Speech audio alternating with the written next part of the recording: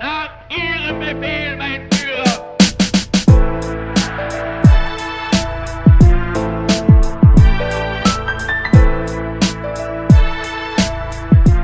C'est un secteur assez important, mais que d'aucuns ignorent, d'aucuns ne maîtrisent pas vraiment le fonctionnement, comment ça se passe, d'aucuns ne maîtrisent pas tellement quelles sont les lois qui régissent ce secteur et comment faire en sorte que ceux qui sont donc travailleurs dans ce secteur puissent aussi mener une vie paisible. Qu'est-ce qui se passe réellement dans ce secteur? Mesdames et messieurs, à toutes et à tous, merci d'être avec nous dans cet espace, ce numéro de Face à l'opinion. Nous recevons un invité qui n'est pas politique, mais qui est de taille quand même, avec qui nous allons échanger autour de cette thématique, le secteur de la sous-traitance en République démocratique du Congo. Monsieur François Tshibambe, bonjour. Bonjour, monsieur Dan. Vous êtes membre cofondateur d'un cadre de réflexion, un cadre important de réflexion autour de cette thématique, le CERIPEP, Centre de réflexion pour intervenir et éviter le pire. Tout à fait. Parlons-nous un peu de votre structure avant qu'on prenne le sujet proprement dit. Oui, c'est un groupe de réflexion qui est composé des travailleurs, des cadres de certaines entreprises. Et en fait, nous évoluons sur le politique. Donc, cela regroupe des membres et sympathisants de l'UDPS qui travaillent. Et on s'était dit qu'on devrait se retrouver, réfléchir sur certaines questions qui touchent le fonctionnement du pays, notamment sur le plan social, social et économique. Donc, vous réfléchissez sur le secteur de la sous-traitance. Oui, le secteur de la sous-traitance, ce n'est pas le seul secteur que nous avions réfléchi, nous avions produit des documents. Il y a plusieurs secteurs sur le plan fiscal, finances publiques, il y a sur le plan de la sécurité. Donc, on a produit quelques documents. Donc, vous êtes membre cofondateur de ce cercle justement de réflexion. Vous êtes essentiellement cadre de l'UDPS Tshisekedi. Justement, je suis cofondateur, coordonnateur adjoint. Le fondateur, c'est M. Gabriel Lusangu Doshi, qui est le coordonnateur principal. Donc, en fait, je suis son adjoint. Au niveau de l'UDPS, je suis membre et non cadre. Donc, j'ai été sectionnaire honoraire de l'UDPS Etienne Tshisekedi Kasavubu. D'accord. Oui.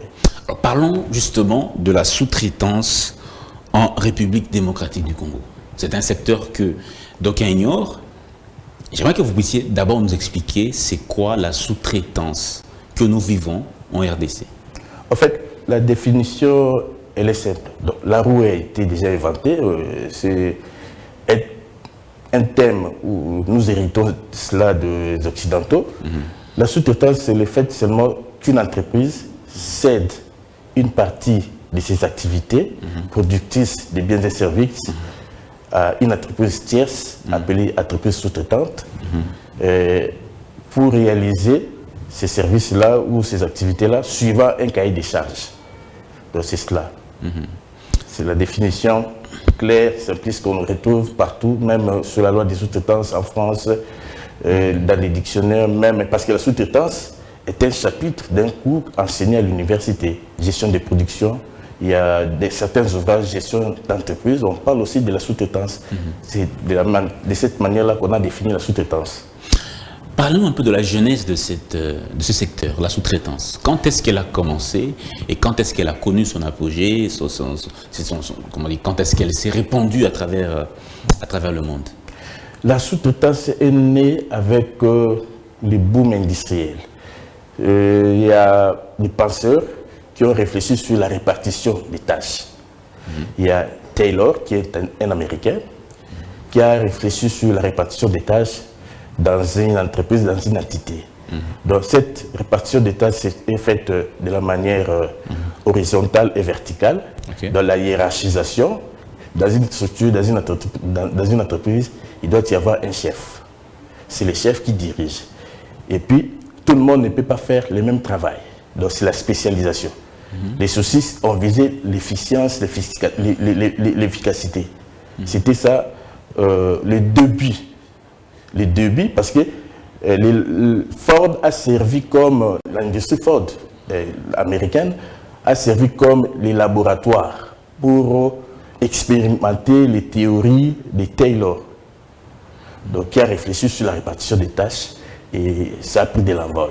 Donc, de manière claire, on ne peut pas situer exactement quand est-ce que ça a commencé, mais les traces, il y en a au niveau de l'industrie automobile avec Ford, avec la spécialisation. Et même si vous voulez mieux comprendre la sous-traitance, on se réfère beaucoup plus à l'industrie automobile. Parce qu'à l'industrie automobile, il y a plusieurs ateliers de fabrication. Il y a le secteur de moteur, l'électricité, l'électromécanique, il y a un atelier d'assemblage. Vous voyez qu'il y a plusieurs ateliers pour fabriquer des pièces, tout ça. Il y a à la fin, on rassemble toutes les pièces pour construire les véhicules. Mais quand est-ce que la sous-traitance est venue en RDC et quand est-ce qu'elle a vraiment commencé à être utilisée comme modèle dans les entreprises publiques ou même privées? Les traces de la sous-traitance en RDC, si on peut remonter, c'est donc vers les années 70, 70, parce qu'il y a eu certaines entreprises posant des actes de la sous-traitance. Sans pour autant se rendre compte que nous sommes des entreprises sous-traitantes. Parce qu'il y a eu des entreprises qui existaient déjà, qui ont eu à céder une partie des activités, à des tierces entreprises. J'ai cité par exemple dans le secteur de l'industrie brassicole. Vous voyez, l'industrie brassicole, ils ont besoin de bouteilles pour leurs produits. Et ils ont cédé. Il y a eu une industrie spécialisée à Kinshasa qui produit les bouteilles pour toutes ces entreprises brassicoles ici en RDC, pour ne pas les citer. Vous voyez? Donc, les soucis, c'était par la spécialisation que ces entreprises brassicoles sont allées vers cette entreprise qui produisent des bouteilles. Oui, donc c'est difficile de cerner, mais l'essor c'est surtout vers les années 2000 avec l'éclosion du secteur minier au Katanga, qu'on s'est rendu compte que non, il faudrait réglementer ces secteurs-là. Et en 2017, on a la loi numéro 017 du 2 février 2017, la loi sur la sous-traitance qui réglemente au fait en RDC. Justement, j'allais vous poser la question sur le cadre juridique qui réglemente, qui régit ce secteur-là. Ouais. Et qu'en est-il? Quel doit-on retenir de cette loi qui régit justement le secteur? Quels sont les éléments clés, quels sont les fondements clés de cette loi pour les personnes qui ne connaissent rien de la sous-traitance, s'ils veulent comprendre comment fonctionne la sous-traitance du point de vue légal, que doit-il retenir? En fait, en RDC, le cadre juridique, je l'ai dit, il y a la loi qui a été votée et légiférée au niveau du Parlement, promulguée par le président de la République depuis 2017. Dans cette loi, les fondements de cette loi, c'est l'article 35 alinéa 2, l'État garantit les droits à l'initiative privée, tant aux nationaux qu'aux étrangers. Il encourage l'exercice du petit commerce, de l'art et de l'artisanat par les Congolais et veille à la protection, à la promotion de l'expertise et des compétences nationales. La loi fixe les modalités d'exercice de ces droits. Donc voilà, les fondements même de cette loi, c'est l'article 35 alinéa 2, qui nous dit qui se réfère au petit commerce. C'est cela les fondements même de cette loi. Le problème est que ces fondements limitent en fait les champs d'action ou d'application de la sous-traitance.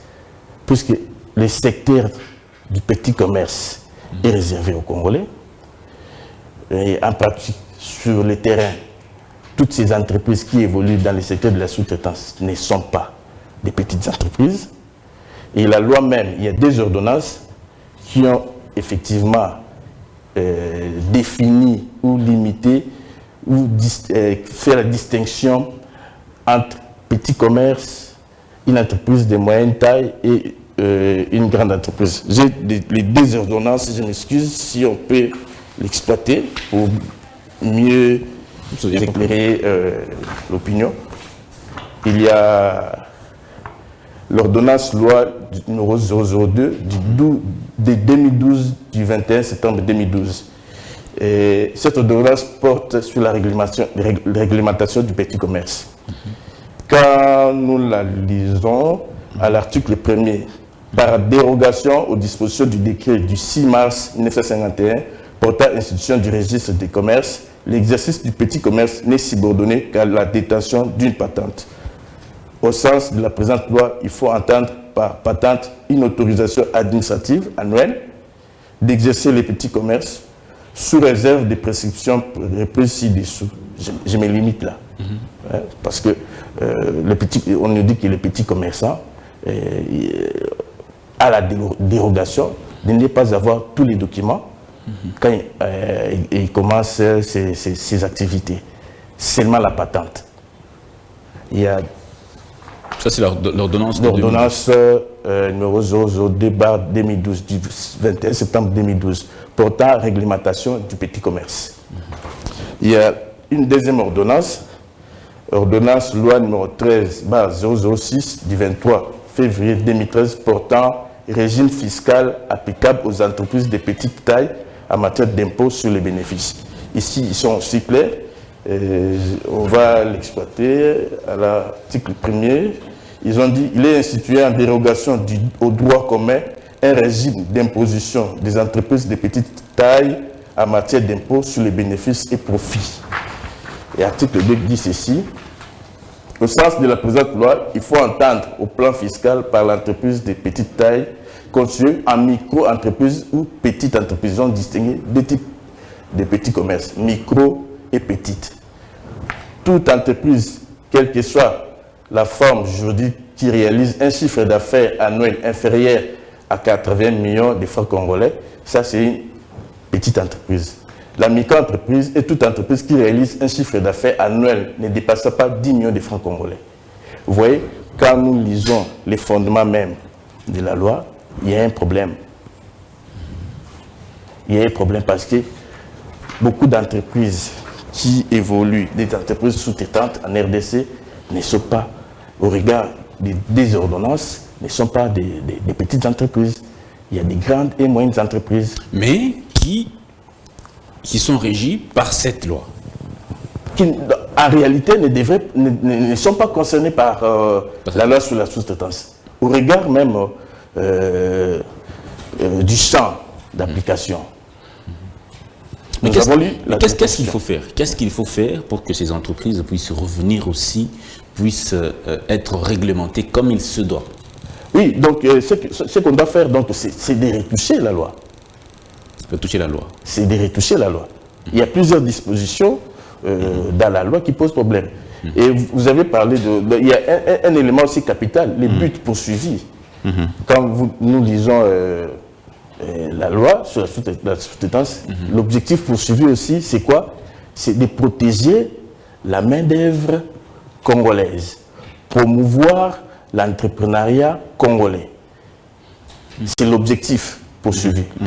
J'ai parlé du fondement, article 35 alinéa 2, et le but poursuivi, protéger la main-d'œuvre congolaise, promouvoir l'entrepreneuriat congolais. Mais quand vous parcourez la loi, du début à la fin, il n'y a pas de dispositions claires qui promeut l'entrepreneuriat congolais. Qu'est-ce que cette loi devrait contenir, selon vous?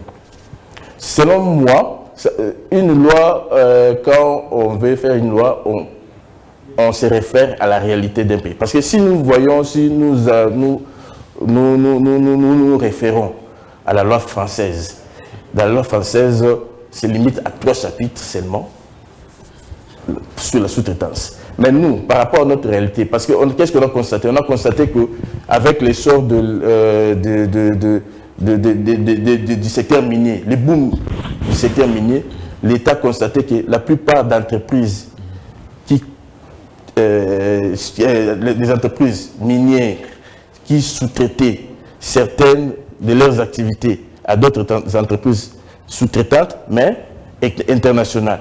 L'État a voulu donc protéger l'entrepreneuriat congolais. Mais la manière dont elle a fait cela ne cadre pas vraiment avec la réalité sur le terrain. Oui. Le moyen idéal pour soutenir l'entrepreneuriat congolais, c'est de financer l'entrepreneuriat. L'État doit financer les entrepreneurs. Oui, justement, c'est le plus grand problème ici en RDC. L'accès au crédit. Quand vous commencez une activité, vous devez avoir les moyens. Quand vous gagnez un marché dans les secteurs, dans une entreprise sous-traitante qui gagne un marché, normalement, cette entreprise doit commencer à financer ses activités. Vous voyez, dans les secteurs miniers, par exemple, quand vous gagnez un marché, par exemple, de transport, transporter les minéraux, ce sont des tracts. Et quand vous allez vous renseigner, un tract pour faire l'acquisition d'un tract, c'est 500 000 $. Ce sont des chiffres, ce sont des montants exorbitants. Mais cet entrepreneur-là a besoin d'argent pour commencer ses activités.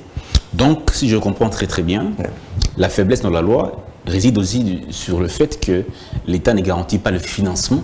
Justement. Donc, il n'y a pas un mécanisme créé par l'État pour aider l'entrepreneur congolais. Il n'y a pas de mécanisme pour aider l'entrepreneur congolais qui gagne un marché. Pour concurrencer au fait... Mais tout ceci devrait se retrouver dans la loi. Normalement, la loi, parce qu'il y a l'autorité de régulation de la sous-traitance qui est là pour veiller à l'application de cette loi. Ok. Mais est-ce que l'ARSP jouerait pleinement son rôle? C'est difficile, puisque au regard de ces objectifs poursuivis, protéger la main-d'œuvre congolaise, promouvoir la main-d'œuvre, plutôt l'entrepreneuriat. Comment l'ARSP va faire cela? Donc, ce que l'ARSP fait maintenant, c'est aller auprès des entreprises, parce que normalement, toute entreprise sous-traitante doit cotiser pour faire fonctionner l'ARSP. Oui. Mais en retour, l'ARSP... Ce n'est pas l'État congolais qui finance l'ARSP, ce sont les... Non, l'ARSP, son financement vient de toutes ces entreprises sous-traitantes. Il y a l'entreprise sous-traitée qui a cédé une partie de ses activités, retient à la source au moment du paiement de la facture. Ça doit être 1% du montant à payer, 1 ou 2% du montant à payer à l'entreprise sous-traitante, qui retient la source, qui verse auprès de l'ARSP pour son fonctionnement. Oui. Mais en retour, en réalité, autorité de régulation dans les secteurs privés est appelée à veiller à l'application. Donc, le problème est à un double niveau. Le premier niveau, c'est que les lois ne sont pas adaptées. Le deuxième niveau, c'est que l'ARSP ne dispose pas d'un cadre juridique à même de le rendre compétente. Oui, donc le cadre juste, je reviens encore par rapport au fondement, puisque le champ est limité. Comment vous allez solliciter auprès d'une entreprise, demander à une entreprise qui est gérée par la direction des grandes entreprises, de la DG, de pouvoir cotiser, de pouvoir payer, au moment où cette entreprise n'est pas une petite entreprise. Parce que c'est bien défini dans la loi, c'est bien défini dans la Constitution. Parce que la Constitution dit bien que on a lié la sous-traitance au petit commerce, qui constitue les fondements même. Comment vous pouvez aller demander à une petite entreprise, à une entreprise qui n'est pas une petite entreprise, de pouvoir cotiser? Là, c'est la contradiction. Oui. Oui. Il y a encore une disposition dans la même loi, puisque cette loi reconnaît le contrat d'entreprise. Parce que le contrat qui lie une entreprise sous-traitée et une entreprise sous-traitante est un contrat d'entreprise. Nous savons bien que les contrats d'entreprise, c'est dans les domaines du business, des affaires. Or, toute activité, dans le monde des affaires, sont gérées, sont régies par les droits OHADA. Même au moment de la création de l'entreprise. Mais curieusement, dans cette loi, on est en train de donner des conditions ou des modalités comment créer une entreprise.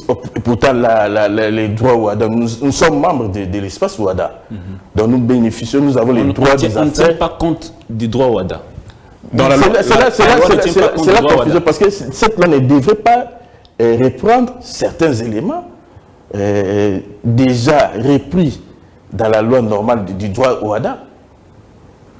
Pour créer une entreprise, il faut aller au tribunal du commerce, au guichet unique du tribunal du commerce, pour les RCCM, pour les numéros de registre du commerce.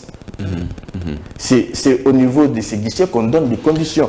Ce n'est pas à cette loi de donner des conditions pour pouvoir commencer à exercer comme une entreprise sous-traitante.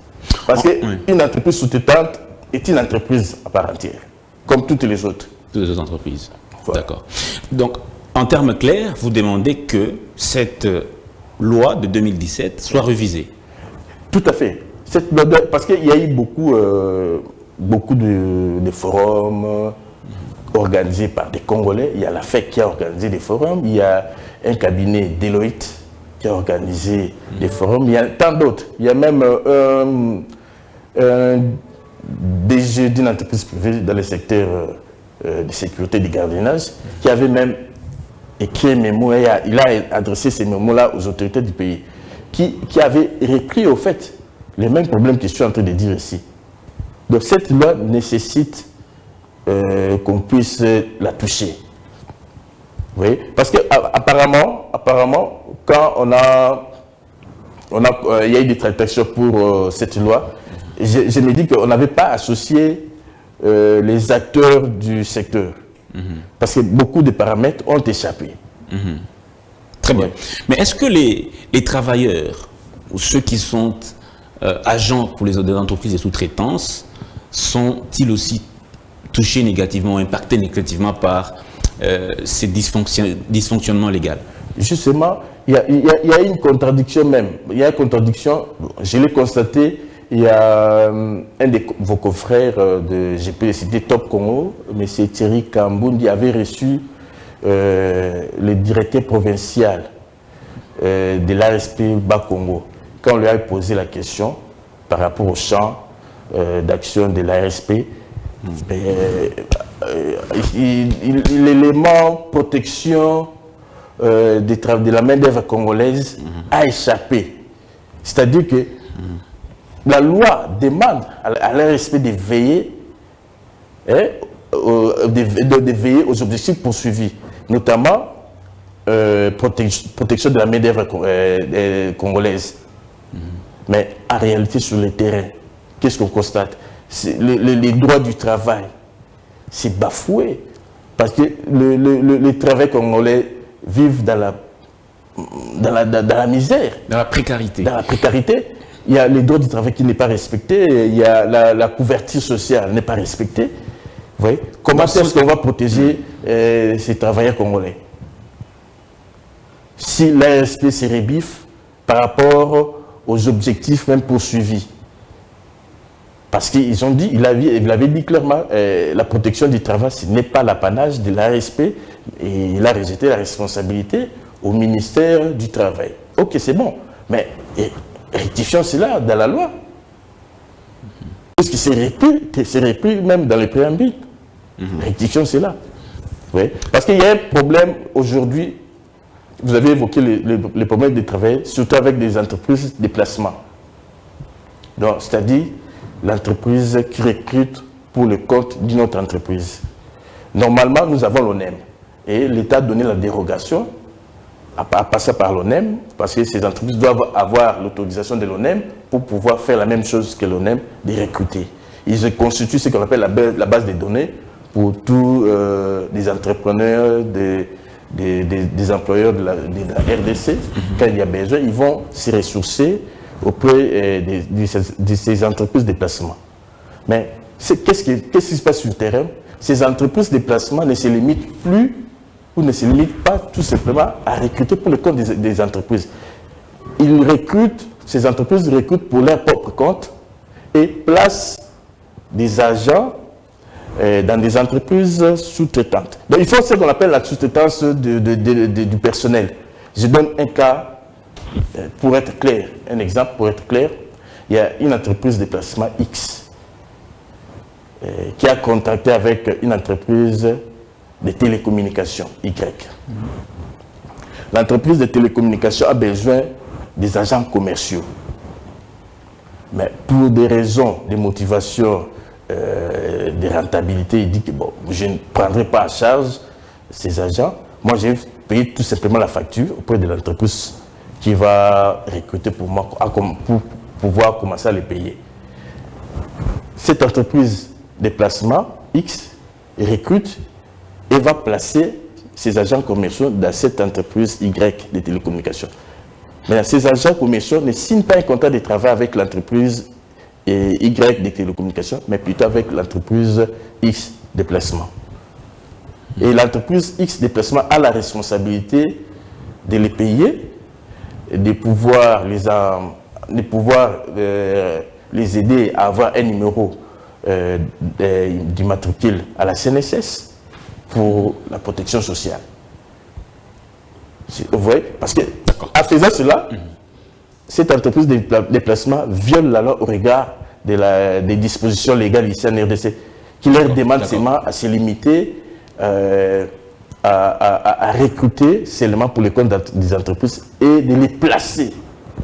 D'accord. Oui. En faisant cela, ils font la sous-traitance du personnel. Très bien. Pourtant, je vais en finir, pourtant dans la mesure d'application, l'entreprise de placement a été écartée dans les champs des entreprises sous-traitantes. D'accord. Oui, c'est cela le problème aussi. C'est ça le problème. Alors, nous invitons les députés nationaux, vous qui nous suivez, majoritairement Union Sacrée, vous qui remplissez l'Assemblée nationale. Le chef de l'État avait dit qu'il veut créer des millionnaires congolais. Voici un secteur important où vous pouvez légiférer pour que les Congolais puissent, tant soit peu, respirer. Ils sont marginalisés par les entreprises sous-traitantes au Congo parce que la loi pose problème. C'est ce que M. François Tshibambe est en train d'essayer d'expliquer.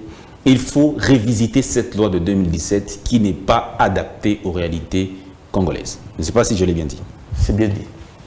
Donc, les députés nationaux, vous êtes invités à prendre ce dossier à bas le corps parce qu'il est vraiment vital pour la survie donc, des Congolais qui travaillent dans ces entreprises-là sous-traitantes. C'est très important. On va évoluer avec notre émission. Quelques questions, M. François Tshibambe. Parlons de l'ARSP, Autorité de régulation de la sous-traitance d'un secteur privé. Est-il le bras armé du développement économique de la RDC? C'est compliqué de dire que la ASP est le bras armé du développement en RDC au moment où les objectifs poursuivis, l'ASP n'est pas capable de les faire, notamment dans les secteurs, notamment quand on dit les champs même d'application est limité. Parce que normalement, l'ASP devrait aider les entreprises sous-traitantes à émerger, les entrepreneurs congolais qui ont des sérieux problèmes pour accéder au crédit. Parce que dans ce secteur, vous ne pouvez rien faire si vous n'arrivez pas à accéder au crédit, si vous n'avez pas les flux financiers pour pouvoir faire face à certains engagements. Vous voyez, quand vous gagnez un marché, ce n'est pas automatique qu'on vous paye. Vous investissez, vous prenez en charge vos travailleurs pendant 2, 3, 4 mois. Et après, on va commencer à vous payer. Les entreprises congolaises tenues par des Congolais ont un sérieux problème. Ils éprouvent des sérieux problèmes au niveau de leur cash flow, trésorerie, tout ça. Pourquoi? Non, puisque le secteur bancaire, donc le crédit en RDC est limité. Vous ne pouvez pas avoir une entreprise ici, par exemple, qui sollicite un crédit de 15 millions, 20 millions de dollars dans une banque et puis on lui donne. Parce que au départ, déjà, l'initiative est partie dans le secteur minier. On voulait encourager les Congolais à pouvoir investir, à pouvoir être des sous-traitants des entreprises internationales dans les secteurs miniers. Mais les secteurs miniers, quand vous investissez, c'est beaucoup d'argent. C'est des millions. C'est en termes de millions. Vous voyez? Mais les entreprises congolaises, les entrepreneurs congolais ont un sérieux problème. On devrait mettre à profit le fonds de la promotion d'industrie pour aider ces entrepreneurs congolais. Parce que ce que je constate, j'en ai fait. Parce qu'on sollicite, on demande à ces entreprises de cotiser. Or, ces entreprises ne sont même pas concernées parce que ce sont des grandes entreprises. Vous leur demandez de cotiser. Mais en retour, même pour les petites entreprises-là, et en retour, qu'est-ce que vous faites pour leur promotion? Parce que le développement viendra si nous avons beaucoup d'entrepreneurs congolais. Parce que quand nous avons beaucoup d'entrepreneurs congolais, on va limiter ce qu'on appelle la fuite des capitaux. Maintenant, c'est ce que l'État est en train de craindre. Quand on a beaucoup d'entreprises expatriées dans le secteur de la sous-traitance, il y a fuite des capitaux. Mais or, nous sommes membres de l'OMC, Organisation mondiale du commerce, qui nous dit qui parle de la mobilité des capitaux. Alors, on ne peut pas limiter cela. Vous avez parlé de crédit. Oui. Les entreprises privées doivent avoir des crédits pour bien œuvrer. Oui. Et cela doit être facilité par la RSP. Tout à fait. Alors, c'est lui qui fait la promotion des entrepreneurs congolais, qui promet les entrepreneurs congolais. Quelle est la structure qui doit normalement doter des entrepreneurs congolais des crédits? Normalement, ce sont des institutions financières, des banques. Les banques privées. Des banques privées. Des banques privées. Moi, je crois que dans les privés doivent financer les entreprises. La plupart des banques, il n'y a pas de banques congolaises. La plupart des banques sont des banques étrangères. C'est cela les comble aussi dans notre pays, donc malheureusement. Donc, mais quand même, nous avons FPI. Nous avons FPI, on doit les mettre à profit par rapport à cela. Nous devons réfléchir aussi parce que on veut promouvoir l'entrepreneuriat. Nous cherchons, on est en train de parler des bras armés du développement économique. On doit réfléchir sur les financements des entreprises congolaises, des entrepreneurs congolais, pour pouvoir être autonomes, pour pouvoir booster l'économie. Quand on a beaucoup d'entrepreneurs congolais qui investissent, vont créer d'emplois, et on va effectivement, l'ASP va jouer le rôle des bras armés. Parce que l'ASP il doit jouer le rôle pour les entreprises, donc un pont pour des entrepreneurs, pour accéder au crédit, alors, pour faciliter beaucoup de choses. Le FPI, de votre secteur d'activité, le FPI, à quelles conditions le FPI dote-t-il les crédits aux entreprises privées? Quelles sont les conditions pour avoir un crédit? Oui, vous devez introduire votre dossier, on doit analyser des dossiers, on doit s'assurer sur les états financiers, si vous serez à même de rembourser, on doit voir les activités, si le montant sollicité par votre entreprise et vous serez capable de rembourser. On doit voir l'investissement, c'est dans quel secteur. Est-ce dans le secteur en question, c'est rentable ou pas? Vous voyez, donc, il y a beaucoup de paramètres qui entrent en jeu. Là, c'est le travail des commissaires aux comptes qui, généralement, quand vous sollicitez les crédits aujourd'hui, on vous demande aussi les rapports de gestion du commissaire aux comptes, de la certification du commissaire aux comptes, pour voir effectivement si vos états financiers sont corrects et si vous aurez la capacité de rembourser. Et les crédits que vous êtes en train de solliciter ne va pas vous engloutir davantage et vous puissiez tomber dans la cessation des paiements. Pourquoi le FPI a du mal à financer les entreprises privées congolaises? Là, il faudrait réfléchir sur ça. Il faudrait réfléchir sur ça parce qu'on voit peu d'entrepreneurs qui ont bénéficié du financement du FPI. Alors, moi, je n'en connais pas trop. Vous voyez, donc c'est cela, donc une matière à réflexion, pousser les FPI à aller vers les entrepreneurs congolais. Donc c'est le rôle que l'ASP doit jouer, bousculer les FPI pour les financements des entrepreneurs congolais. Vous voyez? Alors, est-ce que l'ARSP est cet instrument de l'émergence de la classe moyenne, justement, dans notre pays? Oui. Justement, quand on parle de l'entrepreneur vise le développement de la classe moyenne, tout ça. Nous constatons amèrement que l'ASP se limite seulement à avoir leur dû auprès des entreprises. Mais en réalité, quelle politique l'ASP a mise en place pour effectivement jouer ces rôles-là de l'instrument, de la promotion de la main-d'œuvre congolaise? Qu'est-ce que l'ASP a mis en place? Juste là, je n'en vois pas. Il n'y a rien. Donc, en tout cas, sincèrement... D'où vient le problème, justement? Il faut qu'on détecte le problème avant qu'on puisse penser aux solutions. Est-ce un problème toujours de loi? Il y a un problème de loi. Et un autre problème aussi, voilà, de pouvoir intégrer cela dans le management, seulement de pouvoir concevoir des projets pour la promotion de l'entrepreneuriat congolais. Être avec les entrepreneurs congolais, les écouter, les encourager, les orienter. Donc l'ASP devrait jouer un rôle d'une structure donc, de réflexion, d'un cadre pour réfléchir comment on doit, dans ces secteurs-là, les Congolais doivent émerger. On ne doit pas se limiter à interdire aux étrangers d'investir, puisque avec la mondialisation, la mobilité des capitaux, on ne peut pas les faire.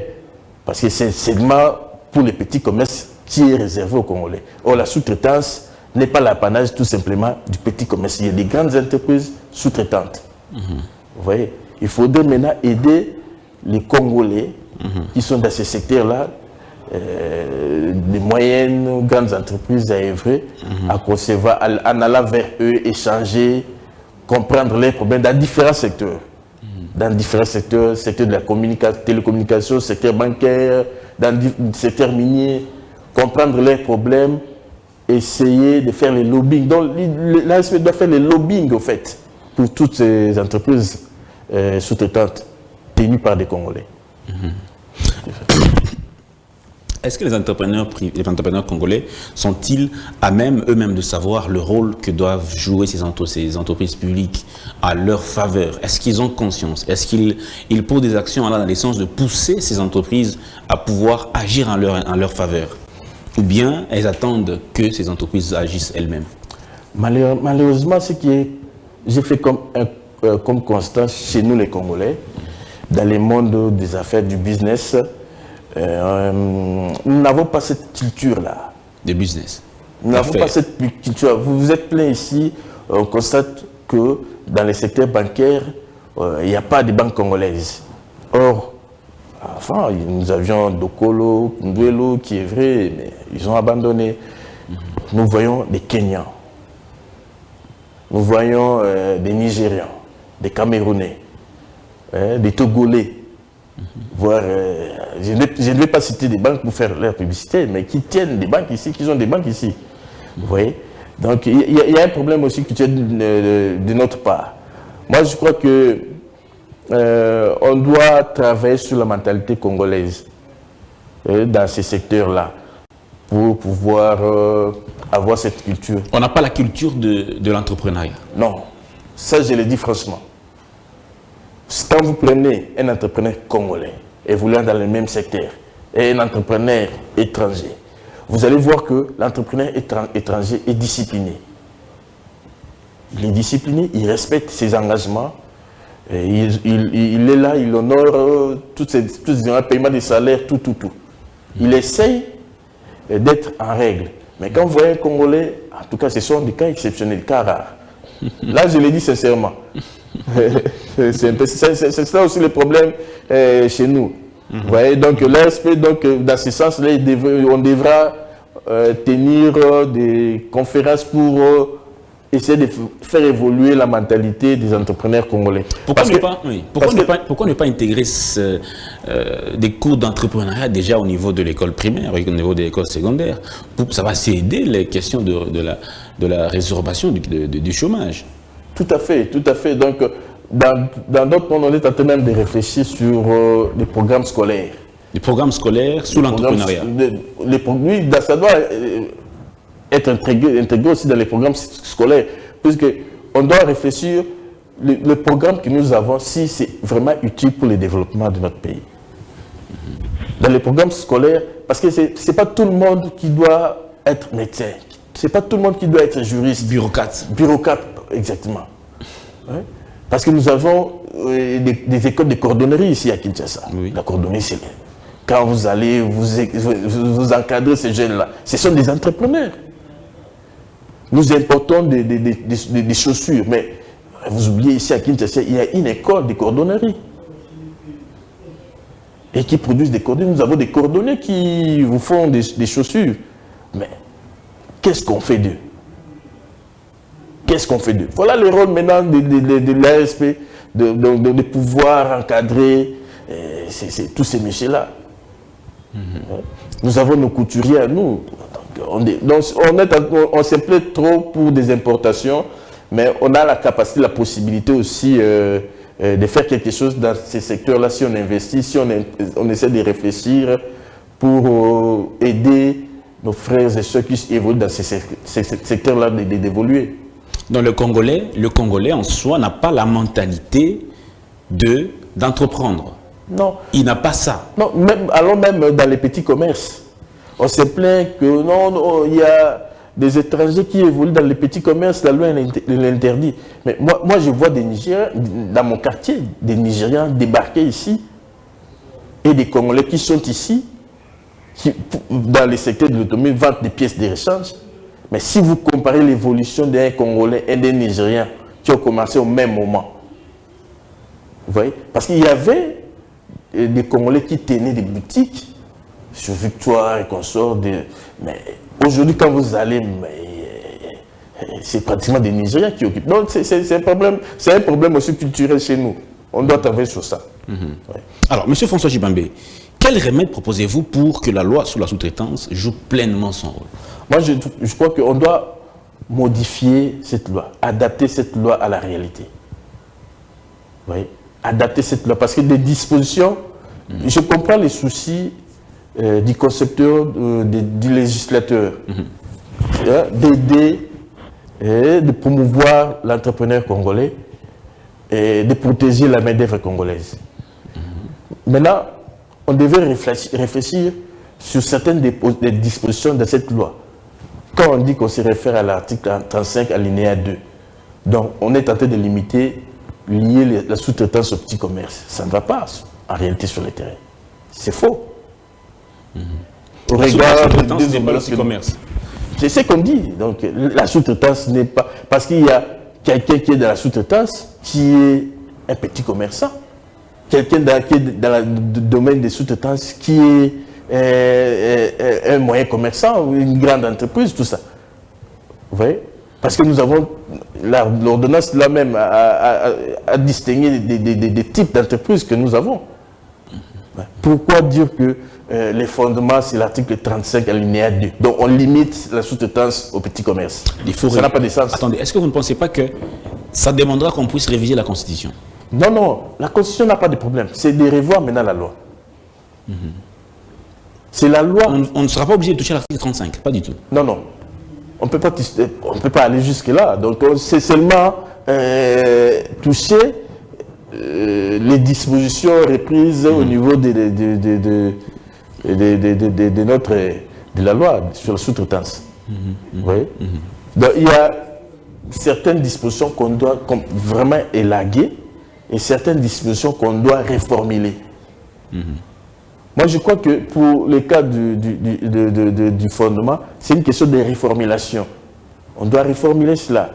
Les lois, M. François Tshibambe, nous avons beaucoup de lois dans plusieurs secteurs de la vie nationale en RDC. Le problème du Congolais, c'est aussi parfois le non-respect des lois. Est-ce que vous êtes sûr que si la loi est modifiée, elle sera respectée? Là, c'est notre paire de manches. Modifier, c'est bien. Mais respecter, c'est aussi une autre chose. Là, ça sera le rôle maintenant de la respect. Ce que vous venez de dire, c'est vrai, c'est vérifiable sur le terrain. Maintenant, quand on va modifier, parce que je vois des responsables de l'ASP tenir des conférences et tout ça pour mobiliser, sensibiliser. Je pense que quand on va modifier, ils les feront. Ils les feront pour la promotion de l'entrepreneuriat ici en RDC. Ouais. Alors, on va finir, M. François Tshibambe, mais un mot aux autorités, pas simplement aux autorités, à la population congolaise, pour la plupart qui est au chômage, le chômage de masse, chômage endémique, plus de 90%. On n'a même pas des chiffres officiels, mais on estime simplement 90% de la population congolaise est au chômage. Les autorités congolaises promettent de créer de l'emploi. Les députés nationaux ont aussi la mission d'aider à ce que la population vive dans de bonnes conditions en votant des lois qui seront adaptées. Alors, je voudrais que vous puissiez vous adresser à ces trois catégories sociales. Les officiels congolais, c'est-à-dire le gouvernement, les députés nationaux, qui sont les législateurs, et enfin la population congolaise, qui est bénéficiaire des actions et du Parlement et de l'exécutif national. Oui, je commencerai d'abord à m'adresser au chef de l'État, qui est le garant des institutions, parce que cette matière touche des institutions, le Parlement et le gouvernement. Lui, il est au sommet, le garant du bon fonctionnement des institutions. Parce que le Parlement, c'est le Parlement qui avait voté cette loi. Donc l'amendement doit passer par le Parlement. Et au niveau du gouvernement, c'est de réviser certains décrets, certains arrêtés ministériels comportant mesures d'application de la sous-traitance et certaines lois. Je vais dire au président de la République, comme vous voulez le dire, il a ses soucis de la promotion de la main-d'œuvre congolaise. L'ARSP, la loi sur la sous-traitance, est une opportunité pour que sa vision puisse se concrétiser. Mais là, il y a un problème, c'est cette loi. C'est que nous demandons qu'on puisse organiser un forum qui va réunir des acteurs dans les secteurs pour pouvoir amender, adapter cette loi. Parce qu'il y a eu beaucoup de gens, il y a eu beaucoup de documents produits qui sont revenus sur ce que j'ai évoqué tout au long de cette émission. Maintenant, il faut rassembler tous ces mondes pour pouvoir modifier. Nous, au niveau de notre organisation, nous avons travaillé sur ça. Nous avons produit une proposition tenant compte des réflexions des autres. Et ce que nous sollicitons, c'est de discuter dans un cadre avec les autres acteurs, les autres experts, pour enrichir ce que nous avions proposé, afin de permettre à cette loi d'être digeste et de permettre à l'ARSP de pouvoir jouer pleinement son rôle en République démocratique du Congo. Donc, ce que j'ai dit, il en va, donc je l'ai dit aussi au président du Parlement, au président du Sénat, ainsi qu'au vice-président du Parlement, la même chose, que ce sont des législateurs, s'ils peuvent s'impliquer pour que cette loi puisse être modifiée. Avant cela, il faudrait qu'il y ait un atelier, un forum qui va réunir certains experts, ceux qui sont dans les domaines, pour pouvoir amender certaines dispositions, afin de permettre à l'ARSP de bien évoluer. À la population congolaise, aux Congolais, lambda, je leur dis qu'ils doivent s'impliquer. Ils ne doivent pas toujours chercher à devenir des bureaucrates. Il y a beaucoup de domaines où on doit investir. Je comprends qu'il n'y a pas d'organisme, de structure capable de les aider, de les orienter, parce que dans d'autres pays, vous pouvez avoir de l'argent, vous ne savez pas quoi faire de cet argent. Il y a des structures qui peuvent vous aider, non, des études sont faites dans tel secteur, on vous oriente. Mais néanmoins, ils doivent avoir cette culture-là. Oui, quand le Congolais a l'argent, quand le Congolais investit dans une affaire, le plus grand problème, le Congolais confond ce patrimoine-là, qui est une personne juridique distincte, qui a une personnalité morale, qui est différente de son identité, de sa personnalité. À chaque fois qu'il aura besoin de quelque chose, il va puiser dans son entreprise. Il dit, c'est mon entreprise. Oh, ça ne se fait pas comme ça. Quand on a investi, on doit attendre des dividendes à la fin, quand il y a bénéfice. Si vous n'êtes pas, il y a des actionnaires qui est actionnaire mais gérant. Actionnaire gérant doit se limiter au salaire. Et à la fin de l'année, s'il y a des bénéfices, voilà, il aura ses dividendes. Tout à fait. Mais, en tout cas, une toute dernière question pour finir, hein, carrément. Oui. Quel est le danger que court la société congolaise, justement, si cette loi n'est pas révisitée? Quel est le plus grand danger? Le plus grand danger, ce sont des travailleurs congolais, la main-d'œuvre, qui n'est pas protégée. La main-d'œuvre congolaise N'est pas n'est protégée. pas protégée. Parce qu'il y a des travailleurs, Ils sont à la merci. il y a des travailleurs, la particularité dans le secteur de la sous-traitance, vous avez des travailleurs qui ont des contrats CDD. Vous voyez quelqu'un qui vous fait 3, 4 CDD. Et à la fin, on dit que vous êtes âgé, on ne peut plus vous reprendre. Et il part sans bénéficier de son numéro de matricule INSS. Donc il a travaillé pendant 4 contrats sans couverture sociale. Vous voyez comment on est en train d'hypothéquer l'avenir des Congolais. Ce monsieur-là, quand il va arriver à l'âge de retraite, comment est-ce qu'il va vivre? Parce que nous cotisons. Et la particularité, quand vous demandez les numéros de matricule de tous ces agents-là, il y a un problème. Donc on doit vraiment